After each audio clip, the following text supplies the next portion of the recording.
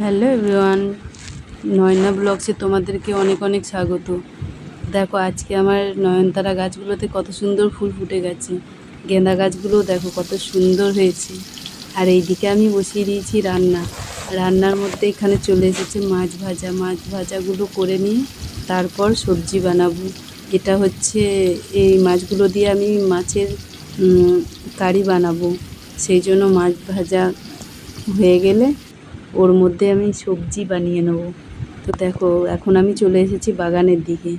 এই যে এইগুলো কে কে চেনো, এইটা হচ্ছে টক পালং শাক। আর এই টক পালং শাকের মধ্যে ফুলটা আমার খুবই সুন্দর লাগে, যেমন কালারটা তেমন সুন্দর দেখতে ফুলগুলো। এই দিকে দেখো মণিকাঞ্চন ফুলের ছোট্ট গাছে কত কুঁড়ি এসেছে, শুধু কুঁড়ি না ফুলও এসেছে। এই ছোট্ট মতো গাছে দেখো 3টে ফুল ফুটে গেছে।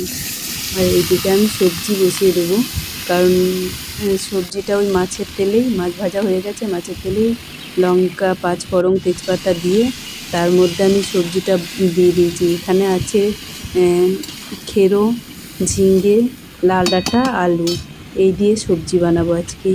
তো এই সবজিটা কেমন লাগছে তোমরা একটু জানাবে। আর আমার বাড়ির বাগান থেকেই কিছু কিছু সবজি পেয়েছি, জানোই আমার বাগান খুবই ভালো লাগে। এটা আমি সবজিটা বসিয়ে দিলাম ঢাকা দিয়ে, কারণ একটু সেদ্ধ হতে টাইম লাগবে লাল ডাঁটা আলুগুলো, তাই জন্য। আর এইদিকে আমি বাগানের ভিডিও বানাচ্ছি। দেখো ওই দেখো আমার বাগানে কেমন ঝিঙে ধরেছে দেখছো, কুমড়ো আছে, লাউ গাছও লাগিয়েছি এখন তো। আর এই দেখো বড় গাছও আছে, ছোট গাছ শুধু নয়, কাঁঠাল গাছ। এখানে অনেক কাঁঠাল ধরেছিল, তার মধ্যে থেকে এঁচোড়ে অনেক খাওয়া হয়ে গেছে, আর 2টো রয়ে গেছে কাঁঠালে মানে পাকাতে খাওয়ার জন্য।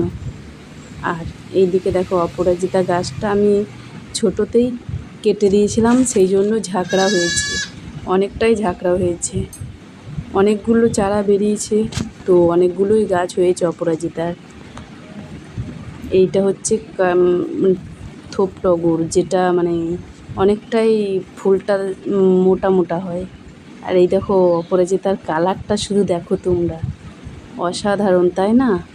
গাছটাও একদম হেরো, পাতাগুলো দেখো শুধু কোনো খাবার ছাড়াই, শুধু সার মাটিতেই লাগিয়েছি। এখানে এই বাগানে যা যা গাছ দেখছো আমার কোনো উপরি সার দেওয়ার নেই কিন্তু, আর শুধু গোবর সার দিয়ে আর ওই পাতা পচা দিয়ে হয়েছে। এখানে যত গাছ লাগাই আমি শুধু ওই খাবার বলতে গোবর সার আর পাতা পচা, মানে আমার এই যে এখানে বড় বড় গাছগুলো দেখছো, ওই বড় গাছের পাতাগুলো ওখানেই জড়ো করে রাখি। আর ওর মধ্যে আমাদের গরু আছে, সেই গরুর গোবর, তারপর সার, ঘুঁটোর ছাই, এগুলো জমা করে রেখে ওগুলো যেগুলো হয় সেইগুলো থেকেই। এই দেখো এটা হচ্ছে আমাদের আম গাছ, এটা হচ্ছে কলমে আম গাছ, তো কত সুন্দর আম ধরেছে তাই না? পাশে ওটা হচ্ছে বাতাবি গাছ। আর এটা দেখো শুধু আম কাঁঠাল নয়, এবার চলে এসেছে আতা ফল, কত ফল এসেছে এবার।